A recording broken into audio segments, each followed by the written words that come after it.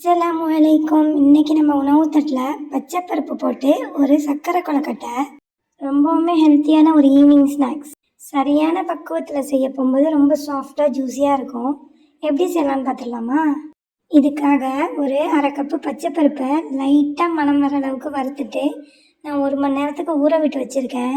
இது இந்த அளவுக்கு நல்லா மசிகிற அளவுக்கு ஊறி இருக்கணும். அப்போ தான் கொழுக்கட்டைகளோடு சேர்ந்து வேகும் பொழுது நல்லாவே டேஸ்ட்டாக இருக்கும். இப்போ ஒரு பவுலில் கொரப்பான அரிசி மாவு, புட்டு மாவு எடுத்துக்கிட்டிங்கன்னா நல்லாவே ஆப்டாக இருக்கும். இது காப்படிக்கு மெஷரிங் கப்பில் தலை தட்டின மாதிரி 1 கப்பு பிடிக்குது. இந்த மெஷரிங் கப்பால் நான் 2 கப்பு எடுத்துக்கிறேன். மாவை லைட்டாக வறுத்துட்டு எடுத்துக்கோங்க. இப்போ நம்ம வெள்ளைப்பாகு காய்ச்சிட்டு வந்துடலாம். மண்டை வெல்லம் நான் நொறுக்கி வச்சுருக்கேன். இந்த மெஷரிங் கப்பில் 1/4 கப்புக்கு நான் எடுத்துக்கிறேன். இதில் அரை கப்புக்கும் கொஞ்சம் குறைவாக தண்ணி சேர்த்துக்கோங்க. அதிக தண்ணி சேர்த்துறாதீங்க. வெல்லம் கரையிற அளவுக்கு தண்ணி சேர்த்தா போதுமானது. இந்த பாகுக்கு நம்ம கம்பி பதம்லாம் பார்க்க போகிறது கிடையாது. வெல்லம் உருகிற அளவுக்கு டைம் கொடுத்து வேறு ஒரு பாத்திரத்துக்கு வடித்து எடுத்துக்கோங்க. இதில் இருக்கிற தூசிகள்லாம் வடிபட்டு வந்துடும். இது இப்படி ஒரு ஸ்ட்ரைனர் வச்சு நல்லா வடித்ததுக்கப்புறம் இதில் கொஞ்சமாக ஏலக்காய் தூளும் ஒரு 50 கிராம் போல் வனஸ்பதி சேர்த்துக்கிறேன். மாவுலையே வேணாலும் வனஸ்பதி சேர்த்துக்கலாம். இப்படி போடும்போது கொழுக்கட்டை இன்னுமே சாஃப்டாக இருக்கும். நல்லா ஆற விட்டதுக்கப்புறம் தான் நம்ம மாவில் சேர்க்கணும். இப்போ நம்ம எடுத்து வச்சுருந்த மாவில் நம்ம ட்ரைன் பண்ணி வச்சுருந்த பச்சை பருப்பு, அரை கப்பு தேங்காய் துருவல் சேர்த்துக்கணும்.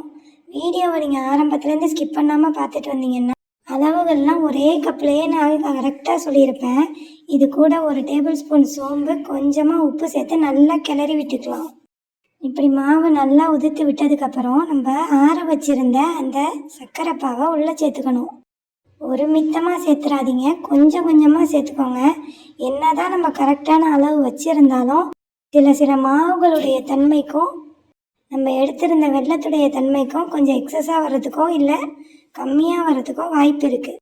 அதனால் நல்ல ஒரு திக்கான கன்சிஸ்டன்சி வர்ற அளவுக்கு கொஞ்சம் கொஞ்சமாக பாகை உள்ளக்க சேர்த்து இந்த மாதிரி கலந்து விட்டுக்கோங்க.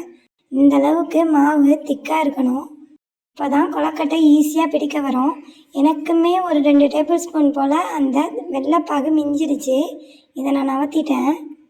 இப்போ ஒரு இட்லி பாத்திரத்தில் லைட்டாக ஆயில் க்ரீஸ் பண்ணிக்கிட்டு நம்ம தயார் பண்ணி வச்சுருந்த மாவுகளை கொழுக்கட்டைகளாக பிடிச்சு அவிக்க வேண்டியது தான். ஒரு 5-10 நிமிஷம் ரெஸ்ட்டு விட்டிங்கன்னா மாவு இந்த மாதிரி நல்லாவே இறுகி வரும். இப்படி ஒரு ஓவல் ஷேப்பில் தட்டி லைட்டாக விரல்களில் வச்சு ப்ரெஸ் கொடுத்தீங்கன்னா சூப்பரான ஷேப்பில் நம்மளுக்கு கொழுக்கட்டை தயாராகிடும். இந்த மாதிரி எல்லாத்தையுமே நம்ம தட்டி ஒரு 15 நிமிஷத்துக்கு இட்லி பாத்திரத்தில் வச்சு நல்லா அவிச்சிக்கலாம். வீட்டில் இருக்கிற ஒரு எளிமையான பொருட்களை வச்சு ரொம்பவுமே சுலபமாக ஒரு டீ பிரேக்குக்கு 10 நிமிஷத்தில் செய்யக்கூடிய ஒரு ஈவினிங் ஸ்நாக்ஸ் தான்.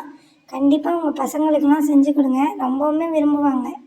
15 நிமிஷத்துக்கு அப்புறம் மூடியை திறந்து பார்த்தா சூப்பரான கொழுக்கட்டை நம்மளுக்கு தயாராகிடுச்சு. என்னால் முடிஞ்ச அளவுக்கு அத்தன்டிக் ரெசிபியை பர்ஃபெக்டான அளவுகளோடு நான் உங்களுக்கு கொடுத்துட்ருக்கேன். கண்டிப்பாக என்னோடய சேனலை சப்போர்ட் பண்ணி உங்கள் ஃப்ரெண்ட்ஸ் அண்ட் ஃபேமிலி கூட ஷேர் பண்ணுங்கள். புதுசாக பார்க்குறவங்க சப்ஸ்கிரைப் பண்ணிக்கோங்க. அடுத்த வீடியோவில் சந்திக்கலாம். தேங்க்ஸ் ஃபார் வாட்சிங். அஸ்ஸலாமு அலைக்கும்.